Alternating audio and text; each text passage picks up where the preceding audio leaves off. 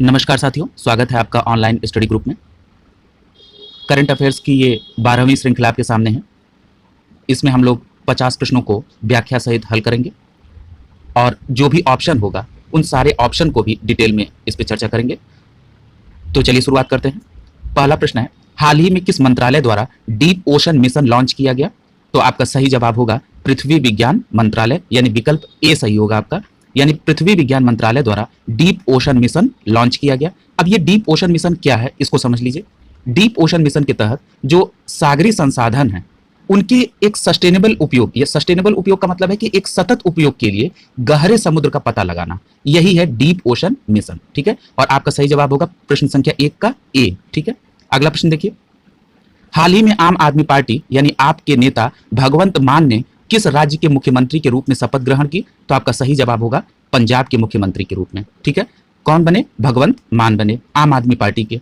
अब यहाँ पे कुछ ऐसे भी सवाल हैं जो इससे कोरिलेट करना अति आवश्यक है। जैसे ये पूछा जा सकता है कि भगवंत मान किस क्रम के मुख्यमंत्री बने? तो ये 17वें मुख्यमंत्री बने हैं पंजाब के। ठीक है, इनको शपथ किस राज्यपाल ने दिलाई, यानी पंजाब के राज्यपाल कौन है? तो उनका नाम है बनवारी लाल पुरोहित। ठीक है, एक प्रश्न और यहाँ पे काफी इंपॉर्टेंट बन जाता है, क्योंकि भगवंत मान ने भगत सिंह के गांव खटकर कला में शपथ ली है, इसलिए यहां पर भगत सिंह जी भी एक इंपॉर्टेंट पॉइंट है। ठीक है, तो थोड़ा सा हम लोग भगत सिंह के भी बारे में जान लेते हैं। जो भगत सिंह थे उनका जन्म 27 सितंबर 1907 को हुआ और इनका जन्म जो हुआ वो लायलपुर में हुआ, जो वर्तमान में पाकिस्तान में है। ठीक है, लायलपुर। ठीक है, अब आपके दिमाग में ये बात आ रही होगी कि अभी आप बता रहे थे कि भगत सिंह के गांव खटकर कला में शपथ लिया और उनका जन्म हुआ था लायलपुर में, जो वर्तमान में पाकिस्तान में है, और ये खटकर कला गांव पंजाब में है, भारत में है। ये क्या मतलब है? देखिए, इसके पीछे का एक तर्क ये दिया जाता है कि जो भगत सिंह के और पुरोहित थे, यानी बाबा और उनके समय के लोग, वो लोग रहते कहाँ थे? खटकर कला, और वहां पर एक प्लेग बीमारी फैली जिससे लोग वहां खटकर कला से हटकर लायलपुर आ गए, और बंटवारे के बाद लायलपुर का हिस्सा जो है वो पाकिस्तान में चला गया। ठीक है, ये पूरा भगत सिंह से खटकर कला का संबंध है। ठीक है, एक बात और जान लीजिए कि भगत सिंह के पिता का नाम किशन सिंह था और इनकी माता का नाम विद्यावती था। ठीक है, एक बात और ये यहाँ पे आपको कोरिलेट करा दें, आपने अभी हाल ही में जो हिस्ट्री की सीरीज चल रही है, मॉडर्न हिस्ट्री की, उसमें आपने एक चीज ये समझा होगा कि जो भगत सिंह हैं उनको 23 मार्च 1931 को फांसी दी गई थी। किस केस में दी गई थी? तो सैंडर्स की हत्या के मामले में। ठीक है, अब ये देखिए 23 मार्च को शहीदी दिवस मनाया जाता है, इन्हीं के उपलक्ष्य में। शहीदी दिवस कहें या इसको सर्वोदय दिवस के रूप में मनाया जाता है 23 मार्च को। अब यहां कंफ्यूज मत होइएगा, 30 जनवरी को शहीद दिवस मनाया जाता है महात्मा गांधी की हत्या पर, उनकी स्मृति में 30 जनवरी को शहीद दिवस, और ये 23 मार्च को शहीदी दिवस है। ठीक है, दोनों को डिफरेंशिएट करके आप समझिएगा। ठीक है, ये पूरी होलिस्टिक अप्रोच में हम लोगों ने इस प्रश्न को देखा है। ठीक है, चलिए अगले प्रश्न की तरफ चलते हैं। प्रश्न संख्या 2 का सही आंसर ए होगा पंजाब। अगला देखिए, प्रश्न संख्या 3, किस राज्य की पुलिस ने अपने नागरिकों को सुविधा उपलब्ध कराने हेतु call your cop mobile app जो है वो लॉन्च किया? तो आपका सही जवाब होगा नागालैंड, यानी नागालैंड की पुलिस ने अपने नागरिकों को सुविधा उपलब्ध कराने के लिए कॉल योर कॉप नामक मोबाइल ऐप लॉन्च किया, यानी तीसरे का सही जवाब होगा बी, नागालैंड। अगला प्रश्न देखिए, कह रहा है कि निम्नलिखित में से किस राज्य चुनाव आयोग ने भारत का पहला स्मार्टफोन आधारित ई वोटिंग समाधान विकसित किया है? तो आपका सही जवाब होगा तेलंगाना, यानी ऑप्शन डी, यानी तेलंगाना राज्य चुनाव आयोग ने भारत का पहला स्मार्टफोन आधारित ई वोटिंग समाधान विकसित किया है।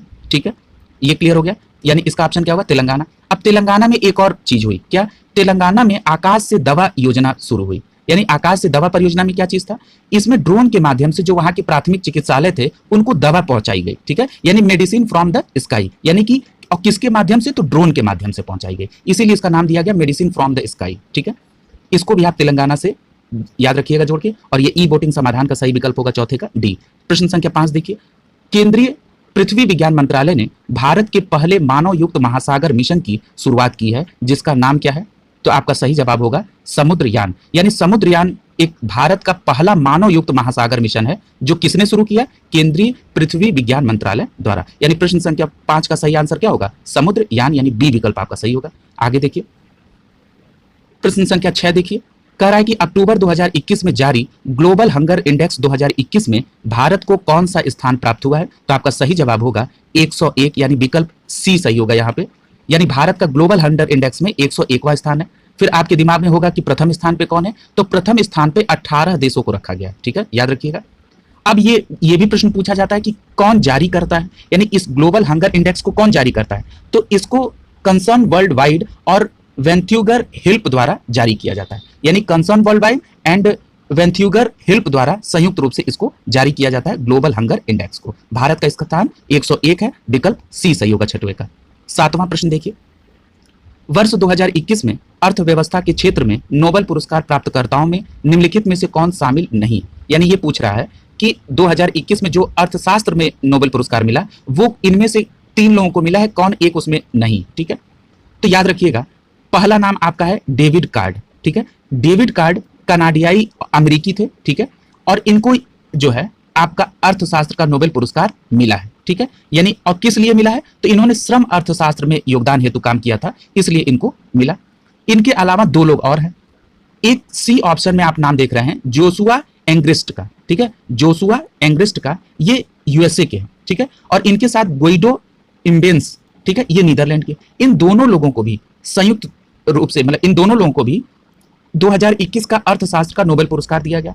क्यों दिया गया, किस क्षेत्र के लिए दिया गया, तो कारण संबंधों के विश्लेषण के लिए उसकी इन्होंने पद्धतिगत परियोजना और उसकी विवेचना की थी कारण संबंधों के विश्लेषण पे, इसलिए इनको दिया गया। यानी यहां हम एक लाइन में कह सकते हैं कि 2021 का जो अर्थशास्त्र का नोबेल पुरस्कार है वो डेविड कार्ड को, कनाडियाई अमेरिकी थे, इनको मिला, जोशुआ एंग्रिस्ट को मिला जो यूएसए के थे, गुइडो इम्बेंस को मिला जो नीदरलैंड से संबंधित है। ठीक है, यानी इन 3 लोगों को मिला। अब यहां पर एक ऑप्शन बचा बी, जिनका नाम है दिमित्री मुराटोव। दिमित्री मुराटोव रूस की रानी, इनको कहां का मिला, तो इनको शांति पुरस्कार मिला, यानी शांति के क्षेत्र में नोबेल पुरस्कार 2021 दिमित्री मुराटोव रूस को, और एक और फिलीपींस के हैं मारिया रेसा, यानी कि दिमित्री मुराटोव और मारिया रेसा को शांति का नोबेल पुरस्कार मिला, और बाकी जो 3 लोग बच रहे हैं वो उनको अर्थशास्त्र में। ठीक है, यानी हम लोगों ने प्रश्नों के माध्यम से सारे लगभग नोबेल पुरस्कारों को देख लिया, केवल एक बचा है और वो है कौन सा, रसायन में। ठीक है, तो इस प्रकार उसको भी हम लोग क्लियर कर लेंगे। अगला देखिए 8वां नंबर प्रश्न, उसका बी आंसर सही होगा 7 का। अगला देखिए, कह रहा है कि हाल ही में प्रकाशित राइटिंग फॉर माई लाइफ के लेखक कौन है, तो आपका सही जवाब होगा रस्किन बॉन्ड। याद रखिएगा, रस्किन बॉन्ड काफी फेमस राइटर हैं, इसलिए इनके प्रश्न आने की संभावना ज्यादा है। तो writing for my life, Ruskin Bond, 8वें का ए ऑप्शन सही होगा। 9वां प्रश्न देखिए, ऊर्जा मंत्री आर.के. सिंह ने 1000 मेगावाट के पाकल दुल जल विद्युत परियोजना का उद्घाटन किस नदी पर किया।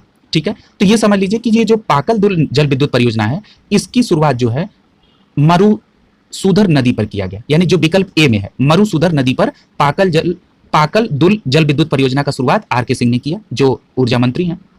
अब यहाँ प्रश्न ये उठता है कि ये जो मरुसुधर नदी है ये किसकी सहायक नदी है, तो ये चिनाब की सहायक नदी है। ठीक है, ये बात भी याद रखिएगा, ये जो मरुसुधर नदी है ये चिनाब की सहायक, और ये परियोजना किस राज्य में चल रही है, तो ये परियोजना जम्मू कश्मीर में चल रही है। ठीक है, इन पूरे पॉइंट को आपको याद रखना होगा। इस 9वें प्रश्न का सही आंसर ए होगा।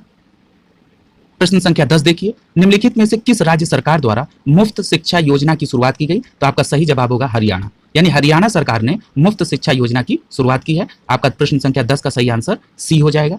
11वां प्रश्न देखिए, बजट अनुमानों के अनुसार वित्तीय वर्ष 2022-23 में भारत का प्राथमिक घाटा कितना होगा, तो भारत का प्राथमिक घाटा क्या होगा, सकल घरेलू उत्पाद का 2.8 होगा, यानी प्रश्न संख्या 11 का बी ऑप्शन सही होगा। यानी कि जो प्राथमिक घाटा का अनुमान लगाया गया है वो सकल घरेलू उत्पाद का कितना है, 2.8% है। ठीक है ना, यानी विकल्प बी सही है। परीक्षा के दृष्टिकोण से बहुत इंपॉर्टेंट प्रश्न है। ठीक है, आगे चलिए। कह रहा है कि निम्नलिखित में से किस कंपनी ने अपने मूल कारपोरेट का नाम को मेटा के नाम का निर्णय लिया, यानी कि वो मूल नाम को, कॉर्पोरेट नाम को, उसको अब मेटा के रूप में जाना जाएगा, वो कौन है, फेसबुक है, यानी ए ऑप्शन यहाँ पे सही होगा 12 का। ठीक है, प्रश्न संख्या 13 देखिए, निम्नलिखित में से किस राज्य या केंद्र शासित प्रदेश में भारत का पहला स्मॉग टावर लगाया गया, यानी उसका उद्घाटन किया गया, तो आपका सही जवाब होगा दिल्ली, यानी दिल्ली में भारत का पहला स्मॉग टावर लगाया गया। 13 का विकल्प बी सही होगा। अगला देखिए, प्रश्न संख्या 14 देखिए, विश्व का पहला पृथ्वी विज्ञान उपग्रह गुआंगमू, ठीक है, गुआंगमू, क्या नाम है, गुआंगमू, किस देश ने लॉन्च किया, ये विश्व का पहला पृथ्वी विज्ञान उपग्रह है, तो आपका सही जवाब होगा चीन ने। ठीक है, यानी चीन ने विश्व का पहला पृथ्वी विज्ञान उपग्रह गुआंगमू का लॉन्च किया है, यानी आपका 14 का सही आंसर ए होगा। प्रश्न संख्या 15 देखिए, रूस के नौसेना दिवस में भाग लेने के कौन सा जहाज सेंट पीटर्सबर्ग गया था, यानी कि जो रूस का सेना दिवस जब था तो उसमें सेंट पीटर्सबर्ग भारत से कौन जहाज गया था, तो आपका सही जवाब होगा आईएनएस तबर, यानी 15 का आंसर होगा बी। ठीक है, आईएनएस तबर गया था रूस। अगला प्रश्न देखिए 16 नंबर, कह रहा है कि भारत सरकार ने प्रत्यक्ष और अप्रत्यक्ष टैक्स से जुड़े मामले के लिए गठित समिति का अध्यक्ष किसे बनाया है। ठीक है, तो आपका सही जवाब होगा आशीष सिराथोरकर। ठीक है, आशीष सिराथोरकर को क्या बनाया गया है, भारत सरकार ने प्रत्यक्ष तथा अप्रत्यक्ष टैक्स से जुड़े मामले की एक समिति का अध्यक्ष बनाया। किसको, आशीष सिराथोरकर को, यानी 16 का ए आंसर हो जाएगा। प्रश्न संख्या 17 देखिए, कह रहा है कि आर्थिक समीक्षा 2021-22 के अनुसार वर्ष 2020-21 में कपास का सर्वाधिक उत्पादन करने वाले 3 राज्यों का अवरोही क्रम बताइए। अवरोही का मतलब होता है कि बड़े से छोटे के क्रम में, यानी ज्यादा प्रोडक्शन करने वाले राज्य से कम प्रोडक्शन करने वाले राज्य की तरफ बढ़ना है। यानी आपका सही जवाब क्या हो जाएगा, महाराष्ट्र, गुजरात और तेलंगाना, यानी विकल्प सी सही हो जाएगा आपका। यानी सर्वाधिक उत्पादन में महाराष्ट्र है, फिर उसके बाद गुजरात है, फिर उसके बाद तेलंगाना है। ये याद रखिएगा, यहां से 1 या 2 प्रश्न जरूर आता है। अगला देखिए, भारतीय नौसेना प्रोजेक्ट सी वर्ल्ड के तहत एशिया का सबसे बड़ा नेवल बेस कहां बना रही है। तो आपका सही जवाब होगा कि जो भारत प्रोजेक्ट सी वर्ल्ड के तहत एशिया का सबसे बड़ा नेवल वर्ल्ड जो है वो कारवार कर्नाटक में बना रही है। कहां बना रही है, कारवार कर्नाटक में बना रही है। और किसके तहत, प्रोजेक्ट सी वर्ल्ड के तहत एशिया का सबसे बड़ा नेवल बेस। यानी प्रश्न संख्या 18 का सही जवाब बी हो जाएगा, कारवार कर्नाटक में। अब प्रश्न संख्या 19 देखिए, भारत के नए लेखा महानियंत्रक कौन है। तो आपका सही जवाब होगा सोनाली सिंह, यानी भारत के नए लेखा महानियंत्रक सोनाली सिंह है। अब ये लेखा महानियंत्रक को क्या कहते हैं, इंग्लिश में क्या कहते हैं। ठीक है, कई लोगों का ये रिक्वेस्ट है कि कुछ वर्ड को आप जहां पे लगे तो उसको इंग्लिश में भी एलैबोरेट कर दीजिए। तो ये लेखा महानियंत्रक को इंग्लिश में कंट्रोलर जनरल ऑफ अकाउंट्स कहते हैं, यानी इसका शॉर्ट फॉर्म होता है सीजीए। सीजीए का फुल फॉर्म क्या है, कंट्रोलर जनरल ऑफ अकाउंट्स। इसी को हिंदी में लेखा महानियंत्रक कहते हैं। वो कौन नियुक्त हुई है, सोनाली सिंह। यानी प्रश्न संख्या 19 का सही आंसर होगा सी। प्रश्न संख्या 20 देखिए, फूमियो किशिदा को हाल ही में किस देश के प्रधानमंत्री के रूप में पुनः चुना गया है। तो याद रखिएगा कि इन्हें जापान के प्रधानमंत्री के तौर पर चुना गया है। कौन है, फूमियो किशिदा।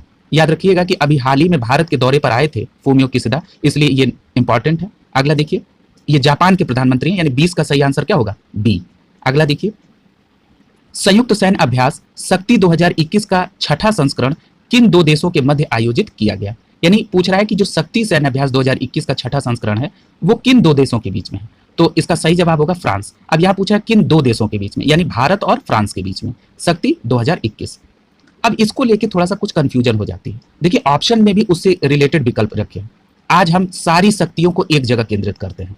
कैसे, देखिए, ये जो 6वां शक्ति 2021 है ये भारत और फ्रांस के बीच में हुआ, और ये कहां पे आयोजित हुआ, ये फ्रांस में आयोजित हुआ। एक आता है कोंकण शक्ति। ठीक है, कोंकण शक्ति 2021 जो है वो अक्टूबर महीने में हुई, और किसके बीच हुई, भारत और ब्रिटेन के बीच में हुई। और कहां पे आयोजित हुई, तो ये अरब सागर में हुई। यानी अगर आपसे कोंकण शक्ति पूछेगा तो आप भारत ब्रिटेन बताएंगे, केवल शक्ति पूछेगा तो आप भारत और फ्रांस बताएंगे।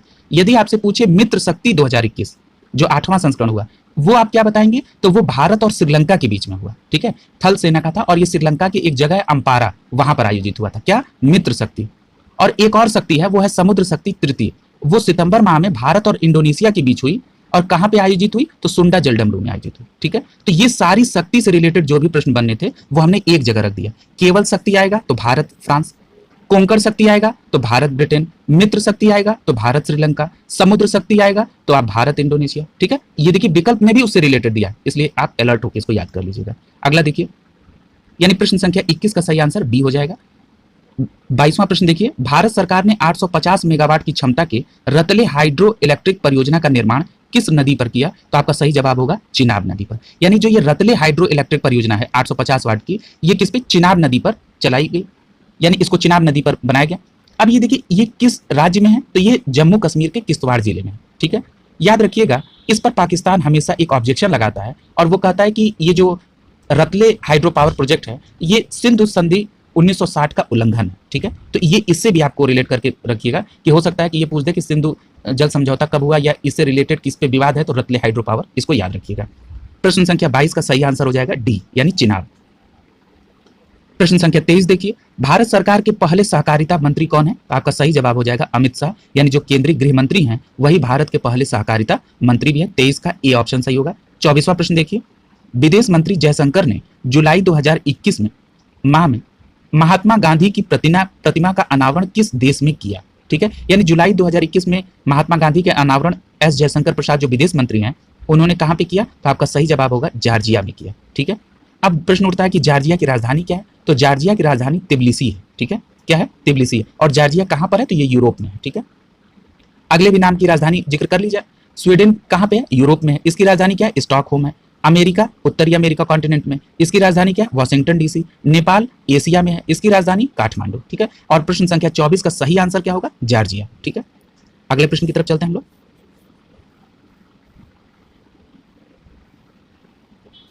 प्रश्न संख्या 25 देखिए, एस्टोनिया की पहली महिला प्रधानमंत्री कौन बनी है? तो एस्टोनिया की पहली महिला प्रधानमंत्री कौन बनी है? Kaja Kallas. ठीक है, काजा कलास, यानी विकल्प डी सही हो जाएगा। एस्टोनिया की नई प्रधानमंत्री काजा कलास बनी है। अब यहां प्रश्न उठता है कि एस्टोनिया कहां पे है और इसकी राजधानी क्या है? तो एस्टोनिया यूरोप में है। ठीक है, और इसकी राजधानी क्या है? तालिन है। ठीक है, तालिन है। ठीक है, और इसकी नई जो पहली महिला प्रधानमंत्री बनी है वो काजा कलास है। अगला प्रश्न देखिए 26, निम्न में से कौन सा देश अप्रैल से नवंबर 2021 में भारत के लिए शीर्ष निर्यात गंतव्य देश है? याद रखिएगा कि जब आपको मैं एक बजट से रिलेटेड कोई प्रश्न बता रहा था तो उस समय मैंने इस प्रश्न को कोरिलेट किया था। आज ये प्रश्न, आज वही कोरिलेट, मतलब वो उस समय का एक्सप्लेनेशन आज प्रश्न के रूप में है। तो देखिए, भारत, निर्यात शब्द का मतलब क्या होता है कि जो भारत से दूसरे देशों में माल जाता है उसको निर्यात कहते हैं, और जो दूसरे देशों से भारत में आता है उसको आयात कहते हैं।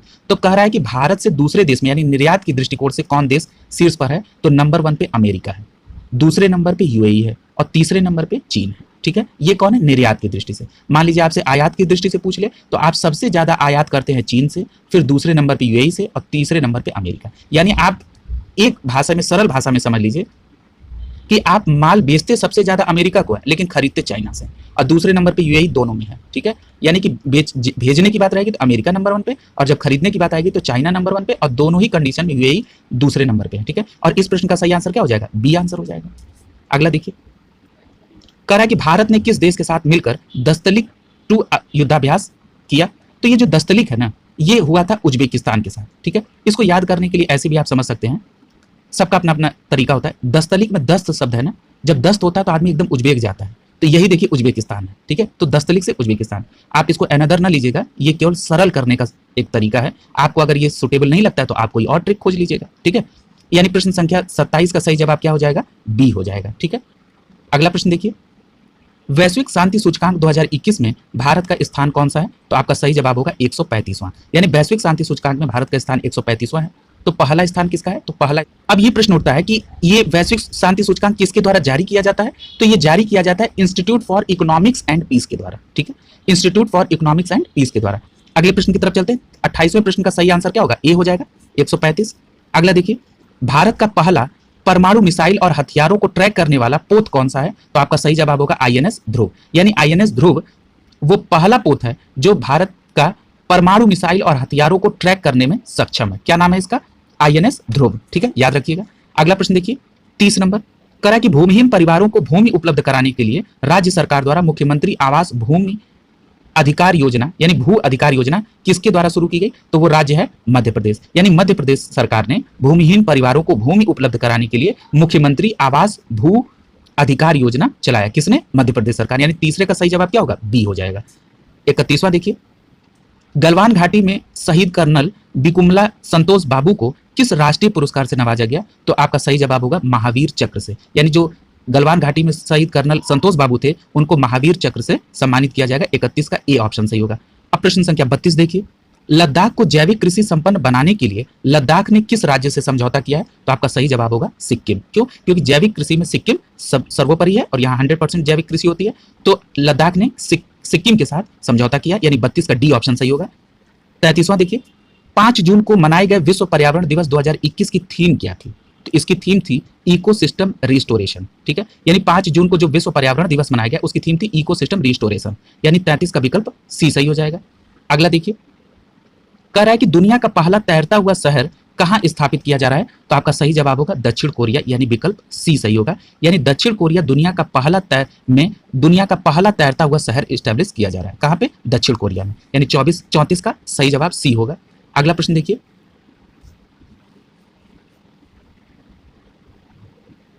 दिया है कि आईसीसी T20 विश्व कप 2021 के संबंध में कौन सा कथन सत्य है? तो चलिए देख लिया जाए।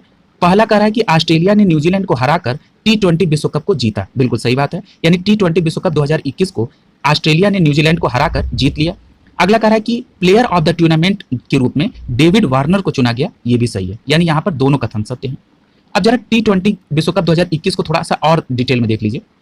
पहली बात तो यह है कि T20 विश्व कप 2021 का आयोजन यूएई और ओमान में किया गया। ये सबसे इनिशियल जानकारी होनी चाहिए। यानी T20 विश्व कप 2021 कहाँ हुआ? यूएई और ओमान में हुआ। दूसरी बात कि जो फाइनल में प्लेयर ऑफ द मैच चुना गया वो मिशेल मार्श को चुना गया और जो प्लेयर ऑफ द टूर्नामेंट चुना गया वो डेविड वार्नर को चुना गया। ठीक है, इसके बाद एक और बात याद रखिए कि 2022 में जो T20 विश्व कप होगा वो ऑस्ट्रेलिया में होगा। उसके बाद 2024 में अमेरिका और वेस्ट इंडीज में होगा और 2026 में भारत और श्रीलंका में होगा। ठीक है, तो ये 2026 भी याद रखिएगा कि T20 जो विश्व कप है वो भारत में 2026 में होगा, भारत और श्रीलंका में। 2024 का कहाँ होगा? अमेरिका और वेस्ट इंडीज में। और 2022 वाला कहाँ पे होगा? ये ऑस्ट्रेलिया में होगा। ठीक है, ये पूरा इसका एक 360 डिग्री में इसको कंप्लीट हम लोगों ने कर लिया।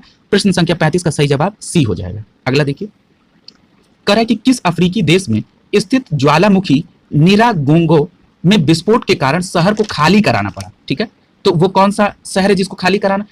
कांगो लोकतांत्रिक गणराज्य, यानी कांगो लोकतांत्रिक गणराज्य जो अफ्रीकी देश है उसमें सक्रिय ज्वालामुखी निरागोगो को विस्फोट के कारण खाली कराना पड़ा। ठीक है, तो यानी कि निरागोगो को याद रखिए और उसका रिलेशन किससे है? कांगो लोकतांत्रिक गणराज्य से है और ये कहाँ पर स्थित है? अफ्रीका का।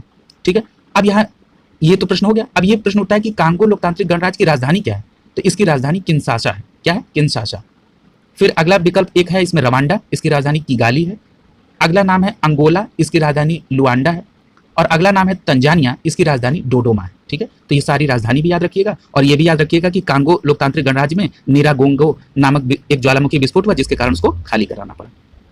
अगला देखिए, प्रश्न संख्या 37 का, जापान का प्रतिष्ठित पुरस्कार फुकुओका ग्रैंड पुरस्कार 2021 से किसे सम्मानित किया गया? तो आपका सही जवाब होगा कि पी साईनाथ को सम्मानित किया गया। यानी कि जो जापान का प्रतिष्ठित पुरस्कार है जिसका नाम है फुकुओका ग्रैंड 2021 उस किसको दिया गया? तो ये पी साईनाथ जी को दिया गया। प्रश्न संख्या 37 का सही जवाब डी हो जाएगा।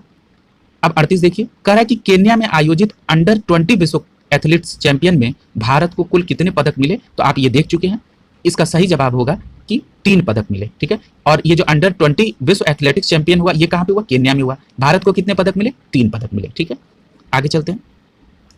अगला देखिए, कह रहा है कि एक भारत श्रेष्ठ भारत अभियान के तहत बिहार को किस राज्य से जोड़ा गया है? ठीक है, तो याद रखिएगा कि एक भारत श्रेष्ठ भारत अभियान के तहत बिहार को मिजोरम और त्रिपुरा दोनों से जोड़ा गया। यानी यहाँ पे आपका विकल्प हो जाएगा डी, ए और बी दोनों। ठीक है, यानी बिहार को किससे जोड़ा गया? मिजोरम और त्रिपुरा से। अब यहाँ यूपी स्पेशल वाले यूपी को पूछेंगे, भाई यूपी को किससे जोड़ा गया? तो याद रखिएगा उत्तर प्रदेश को अरुणाचल प्रदेश और मेघालय से जोड़ा गया। ठीक है, यानी उत्तर प्रदेश को अरुणाचल प्रदेश और मेघालय से, बिहार को मिजोरम और त्रिपुरा से। एक प्रश्न और आपको यहाँ पे याद होना चाहिए कि जो एक भारत श्रेष्ठ भारत है ये योजना कब शुरू की गई थी? तो ये योजना 31 अक्टूबर 2015 को सरदार पटेल जी की जयंती के अवसर पर शुरू की गई थी। कब शुरू की गई थी? 31 अक्टूबर 2015 को। ठीक है, इस प्रश्न का सही जवाब डी हो जाएगा 39 का। ठीक है, प्रश्न संख्या 40 देखिए, विश्व स्वास्थ्य संगठन द्वारा हाल ही में निम्नलिखित में से किस देश को मलेरिया से मुक्त घोषित किया गया है? तो आपका सही जवाब होगा चीन को। यानी कि जो WHO है यानी वर्ल्ड हेल्थ ऑर्गेनाइजेशन है उसने हाल ही में चीन को मलेरिया से मुक्त किया, घोषित किया। अब आपको तुरंत याद आ जाना चाहिए, मैंने कई बार आपको बताया है कि भारत ने मलेरिया से मुक्ति का क्या लक्ष्य रखा है? तो भारत ने मलेरिया से मुक्ति का लक्ष्य 2030 तक रखा है। यानी भारत मलेरिया से 2030 तक मुक्त होना चाहता है। दूसरा प्रश्न है कि एक और है जो 2030 से है, वो है HIV एड्स। यानी भारत ने मलेरिया और HIV एड्स को खत्म करने के लिए 2030 का टारगेट रखा है। एक बात और हमने बताई थी, उसको रिकॉल करा देते हैं कि टीबी से मुक्ति का जो लक्ष्य है वो 2025 है। इसको याद रखिएगा, इस तरह के प्रश्न जरूर पूछे जाते हैं। ठीक है, और एक बात और मैं आपको बता दूं कि कई लोगों ने ये प्रश्न पूछा है कि ये करंट अफेयर्स UPSSC में काम करेगा कि नहीं, या लोक सेवा आयोग में काम। देखिए होता क्या है कि करंट अफेयर्स जो घटनाएं होती हैं, चाहे वो राष्ट्रीय हो, अंतर्राष्ट्रीय हो, चाहे खेल हो, या कोई भी घटनाएं हो, वो होती तो हर एक राज्य के लिए बराबर है, वो सबके लिए वैल्यूएबल है। बस आयोग का अंतर ये होता है कि आपके पद या आपके परीक्षा के हिसाब से उनका स्तर बदल जाता है। यानी प्रश्नों को जो डीप में जाने का है वो निर्धारित होता है। यानी अगर आप PCS या RO दे रहे हैं या अदर स्टेट PCS से संबंधित BEO का पेपर देने जा रहे हैं, तो ये सारे पेपर के लिए आपको थोड़ा सा डीप में जाना होगा, जैसे मैं एक्स्ट्रा एक्सप्लेन कर रहा हूँ। और अगर मान लीजिए कि अगर आप अधीनस्थ सेवा चयन आयोग जो विभिन्न राज्यों में उनकी देने जा रहे हैं, तो वहां पे आपको केवल मतलब एक मोटा मोटा जानकारी होनी चाहिए। तो हम इस सीरीज को पूरे एस्पेक्ट्स में लेके चल रहे हैं कि अगर मान लीजिए कि आपकी UPSSC में भी अगर कोई प्रश्न का स्तर बढ़ा दे तब भी आप हैंडल कर ले जाए। ठीक है, तो इसलिए सबके लिए समान तौर पर उपयोगी है। ठीक है, अगले प्रश्न की तरफ चलते हैं। कह रहा है कि प्रश्न संख्या 41 देखिए, हाल ही में भौतिकी क्षेत्र में नोबेल पुरस्कार प्राप्त करता निम्नलिखित में से कौन शामिल नहीं है? ठीक है, देखिए भौतिकी भी आ गया। अब देखिए इसमें भौतिकी के क्षेत्र में आपका पहला नाम है जियोर्जियो पेरिसी, ठीक है। ये जो पेरिसी है ये इटली के रहने वाले, और इन्होंने परमाणु से ग्रहों के पैमाने तक भौतिकी प्रणालियों का जो विकार है, जो उसमें परिवर्तन है, जो उतार चढ़ाव है, इसके बारे में इन्होंने बताया था, ठीक है। तो इनको भी मिला भौतिकी में। अगला नाम आप देख रहे हैं स्यूकुरो मनाबे का, जो विकल्प सी में है। तो ये जो स्यूकुरो मनाबे हैं ये जापान से संबंधित है, इनको भी भौतिक में मिला है नोबेल। और एक नाम आप देख रहे हैं जो है क्लोस हैसलमैन का, इनको भी भौतिकी में नोबेल मिला है, इनका संबंध जर्मनी से है, ठीक है। यानी कि इसमें भौतिकी में नोबेल किसको किसको मिला, तो पेरिसी को मिला, मनाबे को मिला और हैसलमैन को मिला, ठीक है। ये बात याद रखिएगा। और कौन शामिल नहीं है, तो इसमें शामिल नहीं कौन बचा, तो इसमें बचे अर्डेम पटपॉटियन। और ये जो अर्डेम पटपॉटियम है ये लेबनान की है, ठीक है। इनको डेविड जूलियस के साथ, जो यूएसए की थे, उनके साथ इनको चिकित्सा का नोबेल पुरस्कार मिला, ठीक है। और चिकित्सा का नोबेल पुरस्कार क्यों मिला, क्योंकि तापमान और स्पर्श के लिए जो रेप्टिसेप्टर होते हैं, ठीक है, जो रिसेप्टर होते हैं उनकी इन्होंने खोज की थी। यानी तापमान और स्पर्श करने के लिए जो रिसेप्टर्स होते हैं उनकी इन्होंने खोज की थी, इसके लिए इनको चिकित्सा का मिला था। और बाकी तीनों लोगों को, पेरिसी, मनाबे और हैसलमैन को, इन तीनों लोगों को भौतिक का नोबेल पुरस्कार मिला था। यानी यहां पर आपका विकल्प बी सही हो जाएगा, यानी बी जो है वो भौतिक में नहीं है, ठीक है। अगला देखिए, कर हाल ही में प्रारंभ की गई SAGE परियोजना का संबंध किस मंत्रालय से है, तो इसका संबंध सामाजिक न्याय एवं अधिकारिता मंत्रालय से है। अब क्या है SAGE? SAGE का फुल फॉर्म है senior care ageing growth engine. क्या नाम है? S for senior care, A for ageing, G for growth and E for engine, यानी senior care ageing growth engine, ठीक है। ये किसके लिए है, तो ये वृद्ध जनों यानी जो सीनियर सिटीजन है उनके संबंधित इस योजना में बात की गई है, उनकी केयर की बात की गई है। याद रखिएगा कि यहाँ पर एक इकोनॉमी में एक शब्दावली का प्रयोग किया जाता है जिसको कहते हैं रजत अर्थव्यवस्था, यानी सिल्वर इकोनॉमी, ठीक है। ये क्या है इसका संबंध, इसका मतलब है कि जो वृद्ध जन या सीनियर सिटीजन है उनकी जो उपयोग की वस्तु है उसके उत्पादन और वितरण की जो व्यवस्था है वो रजत अर्थव्यवस्था के अंतर्गत आती है, ठीक है। और ये किससे संबंधित है, परियोजना से, SAGE से। और किस मंत्रालय से, तो सामाजिक न्याय एवं अधिकारिता मंत्रालय, यानी विकल्प डी सही हो जाएगा 42 का। ये बिल्कुल हर एक नजरिए से आपको कोरिलेट करके बताया जा रहा है, यानी 42 का डी ऑप्शन। अगला देखिए, कर रक्षा मंत्रालय ने अपने सैनिक को पेंशन पहुंचाने हेतु किस पोर्टल का लॉन्च किया, तो याद रखिएगा कि रक्षा मंत्रालय ने सैनिकों के पेंशन के लिए स्पर्श पोर्टल को लॉन्च किया, यानी 43 का डी ऑप्शन सही हो जाएगा। 44 नंबर प्रश्न देखिए, भारत का पहला शहर जिसने नल के जरिए 24/7 घंटे शुद्ध पानी पीने योग्य मुहैया कराया, तो आपका सही जवाब होगा पुरी, जो उड़ीसा में पड़ता है। ये भारत का पहला शहर है जिसने 24/7 पीने योग्य पानी उपलब्ध कराया। 44 का डी ऑप्शन सही होगा। अगला प्रश्न देखिए, अंतरिक्ष परिवहन कंपनी स्पेस एक्स ने एक मिशन के तहत रिकॉर्डेड सैटेलाइट को लॉन्च किया, तो कितने मतलब सैटेलाइट लॉन्च करके रिकॉर्ड बनाया, तो ये है 143, यानी आपका विकल्प ए सही हो जाएगा। और किसके द्वारा ये मिशन पूरा किया गया, स्पेस एक्स के द्वारा, ठीक है। यानी प्रश्न संख्या 45 का सही जवाब क्या हो जाएगा, ए हो जाएगा। अगला देख लीजिए, कोविड-19 के खिलाफ 100% टीकाकरण कवरेज हासिल करने वाला भारत का पहला गांव कौन सा बन गया है, तो याद रखिएगा कि भारत का पहला गांव वेयान जम्मू कश्मीर है, जो 100% टीकाकरण कवरेज करने वाला भारत का पहला गांव है, वेयान जम्मू कश्मीर। प्रश्न संख्या 46 का सही आंसर डी होगा। 47 देखिए, नए फसल लगने की खुशी में हरेला उत्सव कहाँ मनाया जाता है, याद रखिएगा उत्सव से संबंधित भी प्रश्न पूछे जाते हैं, तो आपका सही जवाब होगा उत्तराखंड, यानी नए फसल के उगाने की खुशी में हरेला त्योहार उत्तराखंड में मनाया जाता है। 47 का ए ऑप्शन होगा। अगला प्रश्न देखिए, भारत के 6 लाख गांवों को इंटरनेट से कनेक्ट करने का लक्ष्य कब पूरा कर लिया जाएगा, तो आपका सही जवाब होगा 2024 तक, यानी कि 6 लाख गांवों में इंटरनेट कनेक्टिविटी को कंप्लीट करने का लक्ष्य है 2024 तक, यानी 48 का विकल्प बी सही हो जाएगा। अगला प्रश्न देखिए, प्रधानमंत्री नरेंद्र मोदी ने किस वर्ष तक देश को ऊर्जा स्वतंत्र बनाने का लक्ष्य रखा है, तो आपका सही जवाब होगा 2047 तक। पूर्व में इसकी चर्चा की जा चुकी है, ठीक है। यानी प्रश्न संख्या 49 का सही जवाब क्या होगा, सी सही होगा। अगला प्रश्न देखिए, कह रहा है कि संयुक्त राष्ट्र महासभा ने किस वर्ष को मोटे अनाज का अंतर्राष्ट्रीय वर्ष घोषित किया है, तो हमने आपको बताया था कि भारत के अनुरोध पर यह तिथि घोषित की गई है। 2023 को अंतर्राष्ट्रीय वर्ष घोषित किया गया मोटे अनाज का, यानी मोटे अनाज का अंतर्राष्ट्रीय वर्ष 2023 को घोषित किया गया, ठीक है। यानी 50 नंबर प्रश्न का आंसर क्या होगा, सी हो जाएगा। अब यहाँ पे अनाज की बात हो गई, तो एक बात और कोरिलेट कर लीजिए, कुल खाद्यान्न और कुल सब्जी के मामले में उत्तर प्रदेश नंबर 1 है, ठीक है, कुल खाद्यान्न और कुल सब्जी में। यदि हम कहें कि कुल तिलहन में नंबर 1 पे कौन है, तो राजस्थान है। यदि कहें कि कुल फल के उत्पादन में नंबर 1 पे कौन है, तो आंध्र प्रदेश है। और कुल बागवानी के मामले में नंबर 1 पे कौन है, तो नंबर 1 पे केरल है, ठीक है। इस बात को भी इसके साथ याद रखिएगा। कुछ और अतिरिक्त कई सारे आपको टॉपिक इसी तरह कवर हो जाएंगे, ठीक है। आज की ये श्रृंखला कैसी लगी, आप अपना राय जरूर दें। वीडियो अच्छा लगा हो तो लाइक करें, ठीक है, और अपने दोस्तों के बीच में शेयर करें।